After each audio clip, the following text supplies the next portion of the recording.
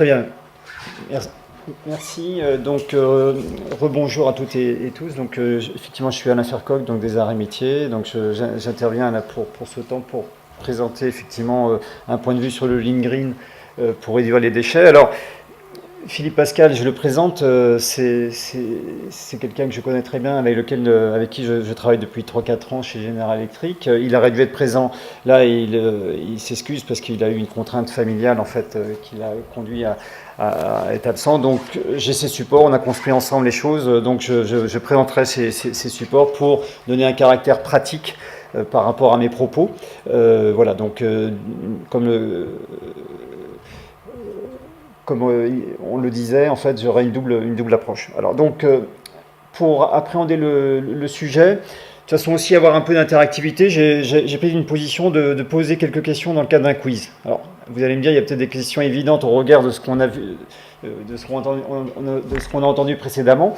Alors, une première question, c'est, on va dire, une tonne de broyat de matériel informatique et électronique contient combien d'or, d'après vous? Est-ce que certains veulent s'exprimer? Certains. 350, 3,5. Personne m'a dit 3,5 kg. Non. En fait, c'est 350 grammes. Ok. Le Lean est compatible avec le respect de l'environnement. Vrai ou faux? Oh, on a envie de dire vrai. C'est ce qu'on va essayer de démontrer en fait. Hein, voilà. Donc. Mais on pourrait dire vrai. Voilà. Après, le classement, et là, tout ce qui a été évoqué par l'expérience CADU était intéressante, mais si on se pose la question comment classer les déchets dans l'ordre de création de valeur, entre recycler, réduire et réutiliser, on dirait quoi? Qu'est-ce qu'il faut faire d'abord? Réduire, puis réutiliser et enfin recycler. Hein, et je pense qu'il ne faut pas l'oublier en tant que tel. Et j'aurai l'occasion d'y revenir. Alors la question suivante est peut-être un petit peu plus délicate. Elle amène toujours discussion, débat. L'économie circulaire peut être confondue avec l'écologie industrielle. Vrai ou faux? Et sachant que peut-être pour vous, pour certains d'entre vous, vous ne savez pas dire, vous ne savez pas ce qu'il y a derrière. Et on va creuser. Vous voyez pas de différence? Vous dites faux? Alors dans ce cas-là, je vais y répondre plus tard. Et c'est pour ça que je vous disais que cette question-là était un peu plus pointue. Mais en réponse, c'est faux. Et j'expliquerai plus tard pourquoi, effectivement, parce que je vais un peu appréhender la notion d'économie circulaire. Et l'économie circulaire, on va dire, l'expérience de CADU, enfin votre présentation, vous l'avez évoqué, on y reviendra, mais je toucherai un mot sur l'écologie industrielle en tant que telle, en fait. Hein. Et le dernier point, les pratiques axées sur l'environnement sont source de motivation pour le personnel. Alors on peut s'appuyer là aussi sur l'expérience CADU. Qu'est-ce que vous en dites? C'est évident? Oui. Et là, je vous en dirai un mot, parce que j'ai fait une étude spécifique là-dessus, en fait, au sein d'une entreprise, Eurofarad, pour mesurer, entre guillemets, cette dimension-là, en fait, voilà. Mais a priori, on est plutôt favorable. Donc voilà, un petit quiz pour introduire le sujet. Et derrière ça, effectivement, 5 volets que je vais développer, quelques éléments de contexte, 2-3 planches sur le Lean pour peut-être bien être calé sur des fondamentaux. Et puis, parce que effectivement, Edmond l'évoquait, allez, un regard un peu théorique, mais je voudrais le faire simple. C'est quand même une notion de modélisation, de réduction de déchets, puisque effectivement mon sujet tourne autour de la réduction de déchets, donc une notion de modèle, mais qu'on va chercher à simplifier, effectivement. Et puis un regard sur le processus de mise en œuvre qui est très lié aux démarches Lean. En fait, voilà un petit regard sur le processus de mise en œuvre. Et là, je basculerai sur l'expérience General Electric, puisque ce sera une façon de raisonner en concret. Je reviendrai sur 2 planches et une conclusion sur une notion d'enjeu selon le type d'entreprise, parce qu'effectivement, et ça a été un petit peu appréhendé précédemment, selon l'entreprise, on peut se poser la question, je suis dans l'agroalimentaire, c'est quoi l'enjeu? Je suis un fabricant de pièces en laiton, c'est quoi l'enjeu? Je suis un fabricant de béton, c'est quoi l'enjeu? Enfin voilà, donc ça veut dire que je pense que selon le type d'entreprise, on n'a pas du tout la même notion d'enjeu. Et puis pour vous, CADU, vous parliez de pièces en alu, oui, il y a peut-être un enjeu quand même pas négligeable. Et voilà, donc je pense que c'est un point intéressant à appréhender, je l'aborderai en dernier volet. Alors, sur la suite, Quelques éléments assez fondamentaux, évidents, mais il y a une donnée que tout le monde connaît, effectivement, et qui est quand même une donnée de contexte. C'est là, je démarre par quelques éléments de contexte. Une population mondiale, effectivement, en croissance. En 2100, les chiffres, à la limite, après les experts sont plus ou moins en phase, mais quelque part, on est en train de parler de 11 milliards d'habitants en 2100. C'est une donnée importante, parce que si on prend, je ferai un lien après une autre notion de contexte, c'est que finalement, quand on regarde un peu la tension sur les prix, et il y a un indicateur un peu globalisant qui est posé ici, mais effectivement, on va dire la courbe en croissance montre qu'il y a une tension sur les prix au niveau global. Si on prend des exemples très ciblés, le cuivre, c'est une évidence. Sans doute, alors l'aluminium, je ne connais pas dans le détail, mais peut-être vous êtes dans cette même logique. Quelque part, à un moment, la demande fait que ça induit des augmentations de prix. On a vu une baisse à un moment, c'était l'effet de la crise 2008. Ça a repris depuis. Donc voilà, mais c'est une tension sur les prix. Donc la dimension économique de la matière est posée. Est posée. Et cette planche-là induit un terme qui est important dans l'esprit pour poser le sujet, c'est la notion de découplage, parce que si effectivement on dit la population mondiale croît, la demande va croître, ce qui est important, c'est au maximum de découpler cette croissance par rapport à la demande matière. C'est un terme qu'on utilise en tant que tel, et sachant que les chiffres de croissance en termes de besoins matière sont clés. Donc, des éléments pour poser le cadre en tant que tel. Et là, élément de réponse, on l'a évoqué tout à l'heure dans le quiz, effectivement, une tonne de broyat, c'est 350 grammes d'or, alors qu'une tonne de minerai aurifère n'en contient que 50 grammes. Donc ça, c'est une dimension importante. C'est là où, quelque part, le recyclage, on va dire, chercher à aller chercher à valoriser le déchet, alors dans un cas comme ça, est important en fait. Donc c'est une donnée intéressante quand même à intégrer. Et donc ça fait le lien avec le sujet du déchet, ce sujet que je vais développer. Donc voilà. Donc ça, ce sont quelques éléments de contexte. Autre élément intéressant, et là je me suis appuyé dessus il y a quelques temps, il y a une norme qui est pas récente, mais qui est intéressante de savoir, et là par rapport aux exposés qui ont été faits, je pense aussi à l'exposé de Cadieux, c'est qu'il y a une norme, sans rentrer dans le détail, mais qui concerne la compatibilité des flux matières. Il y a un chiffre important à retenir, parce que souvent on regarde le déchet sous l'angle du coût de traitement du déchet. Si je prends un compte du résultat, c'est quand même le coût de traitement du déchet. Et alors, ce qui est important à retenir, c'est que finalement, quand je prends la ligne coût de traitement du déchet, ça représente que 10% de la valeur globale du déchet, en fait. Parce que ce qui est important à intégrer, c'est le fait qu'on a généré à un moment ce déchet à travers l'achat matière, à travers la transformation en tant que telle. Et donc, dans cette norme, et avec des études associées, effectivement, il y a ce rapport de 10% en fait, qu'il est important d'intégrer. Donc, attention, ou à la limite, au contraire, c'est une opportunité. Quand on regarde le déchet, et là, tout à l'heure, au niveau de l'équipe Cadieux, vous disiez, on a regardé les poubelles, on a regardé ce qui sortait, ce qu'on générait comme déchets. Ça veut dire en valeur que ça peut représenter économiquement pour l'entreprise, c'est extrêmement important en fait. Quand on prend ce rapport de 10%. Donc voilà, donc ça c'est une dimension importante. C'est la face émergée en fait qu'on voit souvent uniquement et pas négligeable. Après, puisque je suis dans la logique des normes, je suis tombé sur une norme qui m'a vraiment intéressé. Et c'est une norme qui est sorti il y a quelques semaines. En fait, je l'ai acheté il y a deux semaines. C'est une norme sur la notion d'économie circulaire. L'économie circulaire, vous en avez touché un mot tout à l'heure. Et c'est une norme qui me fait plaisir parce que ça montre que, on va dire, il y a une quarantaine d'experts, à la fois d'industriels, des gens de l'ADEME, des gens de l'AFNOR, en fait, qui ont sorti une norme qui est une norme qui cadre la façon de conduire un projet d'économie circulaire et avec un positionnement sur les grands leviers pour faire en sorte que, globalement, on optimise la notion de ressources au sens large. Et comme vous le disiez, là je regarde régulièrement, c'est pour ça qu'on ne s'était pas vu avant, mais je pense que votre exposé me permet de faire un parallèle et de porter un intérêt effectivement à ces propos. C'est que finalement, derrière la notion de déchets, il faut voir la notion de ressources. Et si on regarde la notion de ressources, finalement, la norme positionne 7 grands leviers d'action par rapport à ça, je les cite rapidement, j'aurai l'occasion d'y revenir, mais c'est de dire, derrière la notion d'économie circulaire, il faut viser l'approvisionnement durable, il faut viser l'éco-conception, vous le citiez. La symbiose industrielle, c'est la notion d'écologie industrielle, en fait. C'est de se dire, effectivement, le déchet de mon entreprise peut être une ressource pour une autre entreprise. Je vais prendre un exemple, c'est qu'un déchet, un industriel, par exemple, s'appuie sur du déchet de la betterave d'une usine qui fabrique du sucre pour générer un produit, enfin une matière première pour un produit spécifique. C'est par exemple une entreprise du côté d'Amiens qui s'appelle Ajinomoto, c'est une entreprise japonaise en fait, et toute sa construction de process en fait, elle est liée sur le déchet d'une autre entreprise en fait, hein, voilà, entre autres. Donc la notion de symbiose industrielle, c'est l'écologie industrielle, et c'est pour ça que la réponse par rapport au quiz de tout à l'heure, c'est que l'écologie industrielle est intégrée finalement dans l'économie circulaire. C'est un des leviers. En fait, voilà.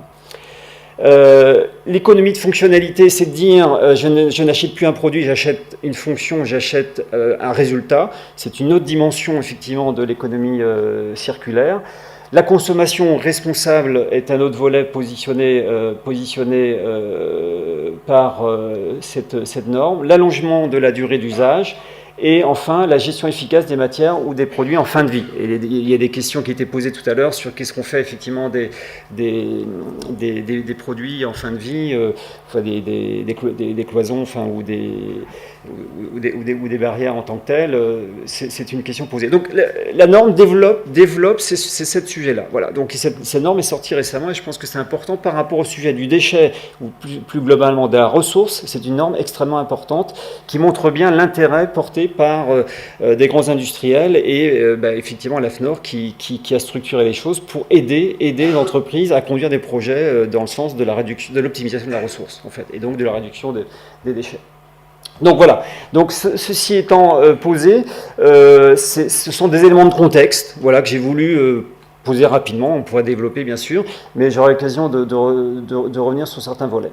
Après, pour avancer d'un pas, dans la structuration, je voulais revenir sur la notion de lean, mais sans développer. Enfin, je pense que dans la salle, chacun d'entre nous, nous avons plus ou moins une expertise forte sur le lean. Souvent, on voit le lean comme une optimisation de la performance opérationnelle uniquement, mais la chasse à la non-valeur ajoutée. Mais attention, c'est important de raisonner non pas uniquement sur la chasse à la non-valeur ajoutée, mais viser également l'innovation pour faire de la création de valeur, en fait. Hein, et je pense qu'on est dans le lean lorsque on cherche à optimiser la création de valeur. Et dans ma définition, moi je positionne au niveau du lean, c'est pour l'ensemble des parties prenantes. Et là je reboucle par rapport à ce que vous avez exposé aussi. C'est si on raisonne sur l'ensemble des parties prenantes et non pas uniquement des clients, alors je pense qu'on est on peut avoir des choses extrêmement intéressantes à faire dans la dimension du lean. Donc voilà, ça c'est mon point de vue sur le lean. Et puis quand on parle du lean, pour tous ceux qui en ont fait, on sait classiquement, on parle entre autres des MUDA, des essais de gaspillage, donc c'est là qui sont positionnés. Et c'est vrai que sous le plan plutôt des universitaires, une dimension intéressante. Alors, il y a une huitième perte ou un huitième gaspillage, parfois qui est la dimension des talents. Donc ça veut dire que si je retiens le huitième gaspillage comme le talent, le neuvième serait le gaspillage au sens du déchet en fait. D'accord, hein, donc aujourd'hui, et là je fais le lien avec le lean green, c'est-à-dire générer un déchet au sens environnemental peut être considéré comme le huitième ou le neuvième déchet. Et donc on va dire c'est une façon d'ancrer un point clé du lean green en fait, voilà, c'est que le déchet, générer un déchet en tant que tel est un MUDA, hein, et faut bien l'intégrer en tant voilà, donc c'est une façon de poser là aussi un cadre par rapport au lean et faire le lien assez naturellement vers le lean green. Voilà. Alors tout à l'heure je vous ai posé une question sur les 3R, en fait, je ne sais pas si vous le connaissez comme ça, en ligne on parle beaucoup de 5S, il y a beaucoup d'acronymes. Eh bien, pour faire le lien avec la dimension environnementale, on va parler des 3R, c'est-à-dire effectivement dire fondamentalement par rapport à la notion de déchets ou par rapport à la notion de ressources, c'est faisons de la réduction à la source, et si on garde ça en tête, ça veut dire que faire de la réduction à la source, c'est faire du lean.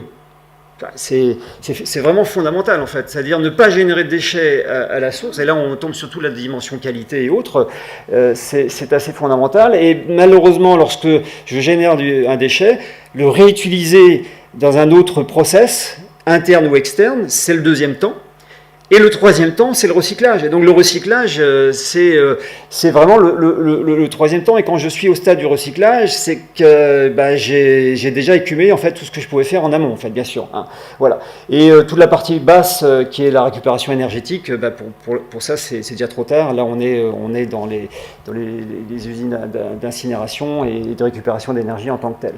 Il y a une autre dimension qu'on pourrait rajouter, c'est pour ça qu'il est noté ici, éventuellement on peut parler de 5R et non pas de 3R, c'est qu'en amont de la réduction à la source, on va viser la notion de reconception pour faire en sorte que j'ai zéro déchet. C'est la notion de zéro déchet parce que je vais faire de la reconception à la source, en fait. Voilà.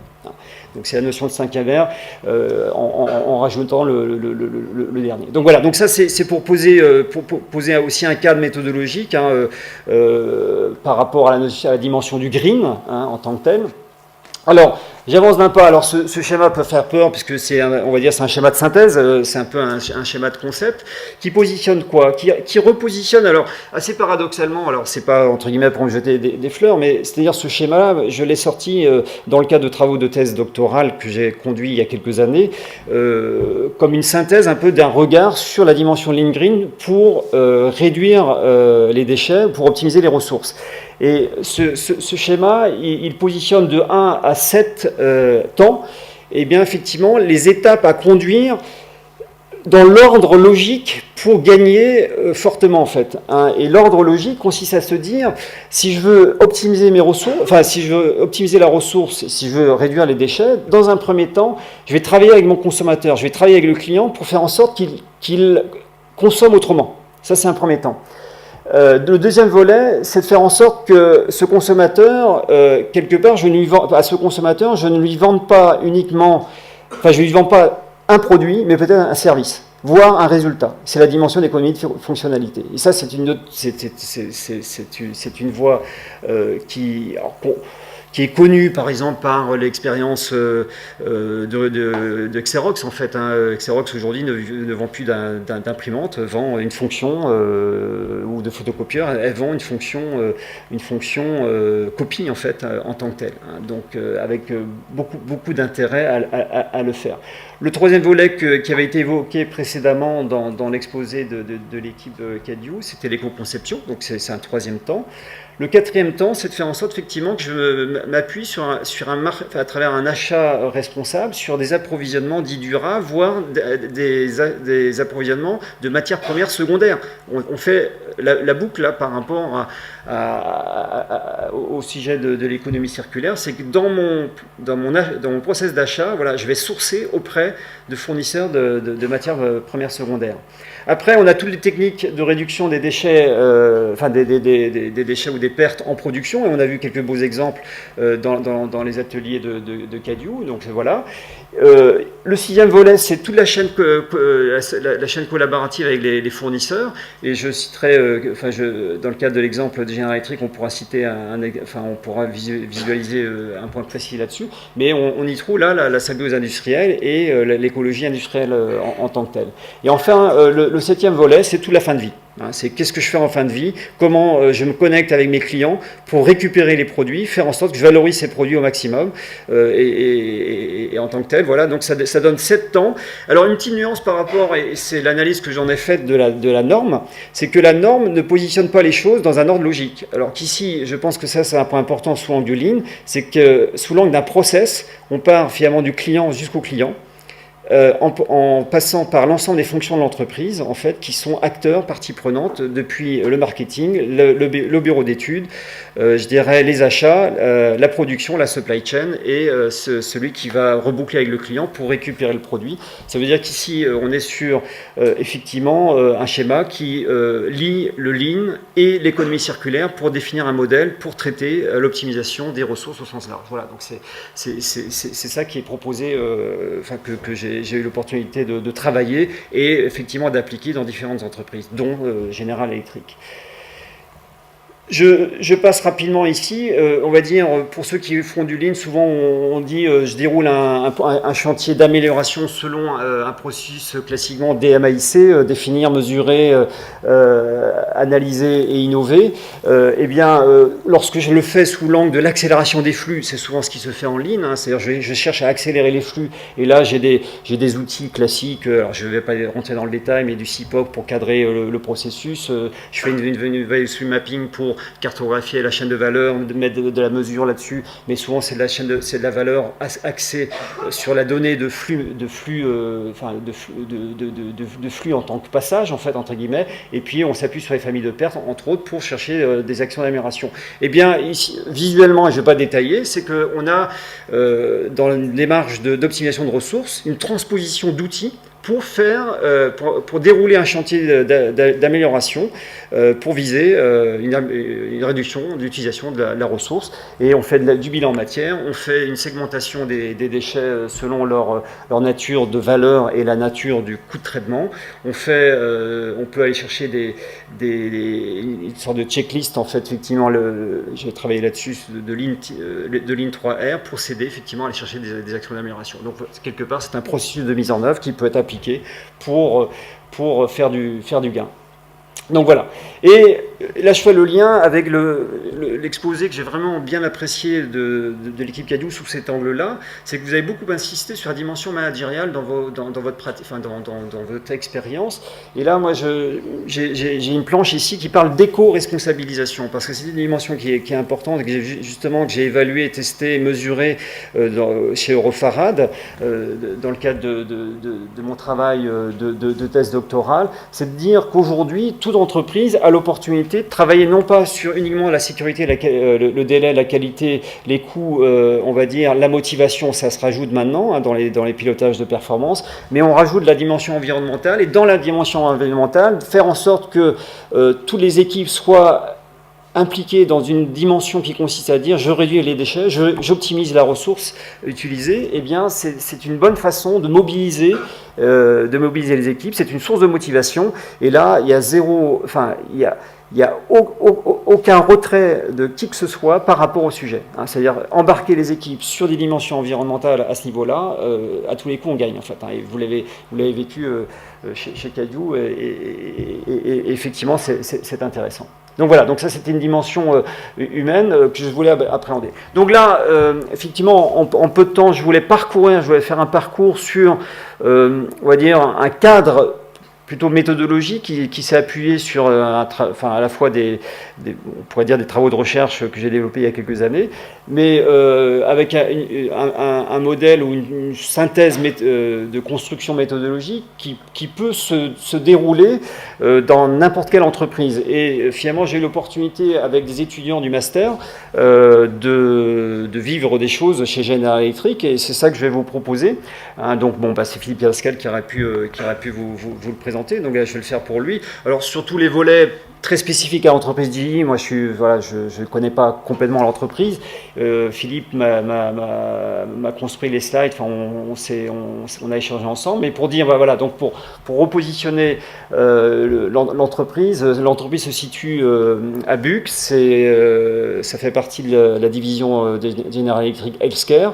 Il y a quelques planches qui présentent l'entreprise, mais on va dire, bon voilà, c'est le sommaire, ça je passe, je vais y revenir. Donc General Electric, c'est un grand groupe industriel, l'un des plus grands groupes industriels au monde en fait, hein, et la division Healthcare, c'est celle dont on va parler. Il y a une division, cette division est assez connue en France par la partie énergie, puisqu'il y a eu la vente d'Alstom à General Electric en fait, hein. C'est pour ça que j'ai mis quelques photos, enfin avec Philippe on a convenu de mettre quelques photos sur cette dimension-là. Alors après, les produits, c'est des mammographes, entre autres, c'est des systèmes complexes pour effectivement la santé, hein. Donc vous avez des exemples de produits qui sont représentés. C'est plutôt une unité sont des unités d'assemblage, des lignes d'assemblage. Donc, et c'est dans ce type de contexte où assez classiquement on fait du lean. Donc General Electric, Healthcare, à Buc, ils sont très très avancés en lean. Et là l'idée c'était de dire comment s'ouvrir sur une dimension green également, donc faire du lean green dans ce contexte-là, sachant que sur ce site, c'est un gros site, mais dont la partie unité de production est à taille humaine, hein, puisqu'on parle de grosso modo 150 personnes par rapport à un gros site de 1500 personnes, mais puisqu'il y a une grosse partie bureau d'études en fait, voilà. Alors les lignes de production, voilà, c'est ce qu'on peut voir en tant que tel. Donc on visualise bien effectivement une logique d'assemblage derrière ce qui est présenté là.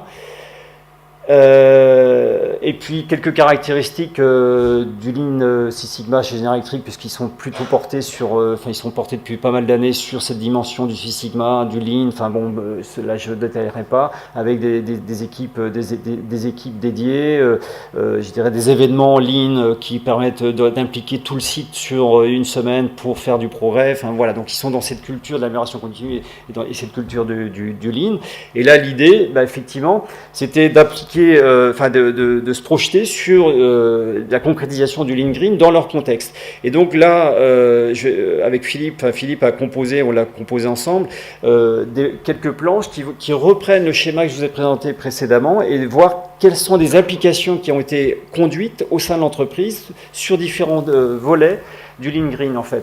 Et le premier volet qui est appréhendé ici, c'est le fait que, et là ça touche la dimension marketing, ça touche la dimension client en tant que tel, puisque, et pour le Lean on parle d'optimisation de création de valeur, pour le Green c'est le volet plutôt consommation responsable, puisque l'idée ici c'est de récupérer, lorsqu'il y a une vente d'un nouveau matériel, c'est récupérer l'ancien matériel et de générer une activité de reconfiguration pour le vendre sur un marché de type second marché, en fait, on va dire, à moindre coût, voilà, donc pour différents types de populations, sachant que les clients de General Electric, c'est les hôpitaux, enfin, en tant que tel, en fait, hein, voilà. Donc ça veut dire qu'ici, c'est une activité au sens création de valeur qui a été faite, voilà, donc ça, c'est une première réalisation. Là, l'idée, c'est que j'avance selon le processus de 1 à 7 pour voir ce qui a été concrétisé, en fait. Voilà. Sur un autre volet qui est l'éco-conception, une dimension intéressante, alors là qui est très structurante, c'est que sur une famille de produits, pour piloter les machines, parce que c'est des machines assez complexes, quand on prend des mammographes ou autres produits équivalents, ils avaient deux armoires de pilotage avant. Ils sont passés à une armoire de pilotage. Et ben, je peux vous dire qu'en logique de consommation de matière, il n'y a pas photo. Et là, on est forcément dans l'éco-conception pour basculer de la situation A à la situation B. Hein, donc, on est aussi sur la notion de création de valeur avec l'éco-conception et donc réduction du nombre de pièces en tant que tel. Hein, donc ça, assez fondamentalement, ça a un impact très très fort. Le troisième volet, on est là plutôt en production et ce qui était intéressant lorsqu'on débattait, en synthèse avec Philippe, il a voulu mettre en avant cette dimension-là qui est extrêmement intéressante. C'est que j'ai dit tout à l'heure que l'entreprise avait une équipe dédiée pour le Lean et aussi pour cette équipe, ils ont un atelier de réalisation de ce que j'appellerais de systèmes sur mesure, de systèmes de chariots pour poser les pièces, de chariots de rangement, de chariots pour faire du kitting de pièces en fait. Et là, on est complètement dans le Lean en fait. Mais dans cet atelier, ils utilisent beaucoup de matériaux en fait. Et là, l'idée, pour être dans l'esprit Lean Green, dans la logique de la réutilisation, ils réutilisent beaucoup de matériel de l'atelier pour alimenter cet atelier de conception de matériaux Lean en fait. Voilà, c'est ce qui est présenté ici en fait. Hein. Donc c'est un volet assez intéressant qui concrétise la notion de réutilisation en tant que tel. Sur la dimension recyclage, bien sûr, ici, parce qu'ils sont dans une logique de Lean 5S camp de base, effectivement, ils ont fait du tri sélectif et ils s'appuient beaucoup sur leur rigueur du 5S pour faire du tri sélectif. Et là, comme au niveau de l'équipe Caladio, vous l'évoquiez, faire un tri sélectif rigoureux, ça a un impact très fort. Donc ça, ils ont pu l'installer. J'avance d'un pas, je vous ai dit tout à l'heure dans la présentation de mon schéma, sur la dimension supply chain, lien avec la partie logistique, en fait, un volet extrêmement important pour eux, ça a été d'installer des systèmes de conditionnement réutilisables. Enfin, voilà, c'est un point clé, c'est passer de systèmes de conditionnement jetables à des systèmes de reconditionnement réutilisables. Ça a été des volets clés. Donc ça induit effectivement sur le plan logistique des schémas logistiques de retour qui sont plus ou moins complexes, mais à la limite qui sont connectés avec une dimension qui sont d'autant plus faciles à faire pour des approvisionnements locaux. Hein, voilà. Donc ça, c'est une dimension intéressante qui a été intégrée et qui font le lien aussi avec des logiques des logiques lean du style la tournée bien construite, en fait, qui permettent d'optimiser les coûts logistiques par rapport à ces logistiques de retour. Enfin, sur le volet de réutilisation en fin de vie, eh bien, effectivement, ils ont installé une logique de réparation de pièces de rechange qui, par le passé, n'était pas retournée à l'usine. Donc, ils le récupèrent et, en fait, ils font de la réparation. Voilà. Donc, voilà, pas mal d'expériences en tant que telles. Et, oui, j'ai oublié celle-là. Toujours en réutilisation en fin de vie, ils revendent toutes les pièces obsolètes stockées plutôt que de les jeter. Et ça peut être utilisé pour la maintenance de la base installée. Voilà, donc là encore, des actions concrètes sur la partie fin de vie, en fait. Donc, vous voyez, à travers ces réalisations concrètes, ils alimentent assez naturellement, par une dimension très concrète, le schéma que je vous ai présenté précédemment. Voilà, donc l'entreprise, une façon synthétique de construire un plan de progrès Lean Green pour General Electric, ça a été de faire tout ça. Alors, ça a pris du temps, en fait. Hein. Ça veut dire que ça a été sur, si j'intègre la notion de reconception des armoires, c'est sur plusieurs années, en fait. Hein. C'est pas en 6 mois. Donc, voilà un exemple concret à travers General Electric d'utilisation de ce modèle en termes de plan de progrès sur 6 mois, 1 an, 3 ans, enfin voilà, en tant que tel. Donc sur cette présentation General Electric, j'en ai fait le tour. Alors, je suis en train de gérer le timing, juste pour vous dire, et là, effectivement, Edmond, merci de rebasculer sur mon support, sur mon support, mais je vais réguler de la manière suivante, c'est que je vais vous expliquer la suite, c'est que j'avais prévu, et je ne vais pas le faire, c'est que dans mon support, j'ai exactement la même synthèse de General Electric pour un autre type d'entreprise, c'est moi, un chocolatier, donc industrie agroalimentaire. Voilà. Ça veut dire que même logique de travail et même logique de synthèse. C'est-à-dire on ne travaille pas sur tout, vous avez en point vert ce sur quoi on a bossé. Et même logique sur la cosmétique. La cosmétique, L'Oréal et là encore avec des étudiants, enfin voilà, des travaux sur l'ensemble du processus. Alors pas l'ensemble du processus, mais des étapes du processus, des concrétisations. Je pourrais développer, mais voilà, j'ai pas forcément le temps, mais voilà, ça permet de se dire, c'est une concrétisation d'un plan de progrès dans le domaine de la cosmétique. Hein, voilà. Et idem sur une entreprise de service avec laquelle j'ai pu travailler, c'est chez Elior, où à la limite, on voit bien qu'il y a beaucoup de points verts, ça veut dire que quelque part dans cette entreprise, sous l'angle de la réduction du déchet alimentaire, eh bien, différents volets qui ont été traités pour réduire le déchet ou réduire la consommation de ressources en tant que telles. Donc voilà, je pourrais développer, mais je voulais juste garder un petit instant pour cette synthèse, parce que c'est important de prendre un peu d'auteur et de se dire, mais finalement, qu'est-ce qu'il faut faire en fonction du type d'entreprise, faut-il y aller, pas y aller, est-ce que j'ai des enjeux et tout ça, et donc, ce qui est important, j'ai voulu mettre ça à travers différentes expériences en synthèse. C'est de dire, il faut segmenter les choses en fonction du prix de ma matière versus mon volume de matière première que j'utilise. Et on peut prendre quelques exemples. Je prends un extrême. J'ai eu l'opportunité de travailler avec, je peux les citer, mais si on dit Cartier fabrication de l'or, une usine de transformation de l'or, je peux vous dire que dans cette usine-là, pas un gramme n'était jeté. On est d'accord. Donc ça veut dire que toute la maîtrise de A à Z ce qu'on appelle du déchet est fondamentale. Ça, c'est l'extrême, en fait. Voilà. En niveau intermédiaire, Favi, c'est un transformateur de métal en laiton. En fait, ils sont fournisseurs rang 2 de l'automobile. Tous les constructeurs automobiles, ils fabriquent des boîtes de vitesse, en fait, dans le monde automobile. C'est du cuivre.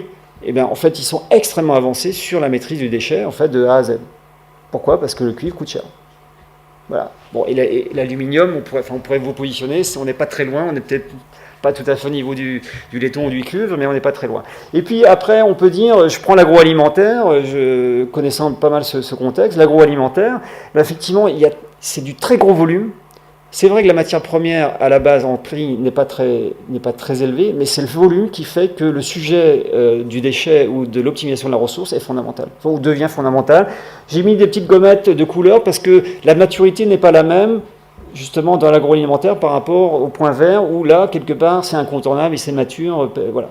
Et puis dans la cosmétique, c'est en orange parce que quelque part, aujourd'hui, ils sont un peu moins matures. Voilà. Mais c'est pour dire quelque part qu'on prend un peu d'auteur en fonction des enjeux, en fonction de ce qu'on peut voir aujourd'hui. Voilà ce qu'on peut dire sur ce sujet.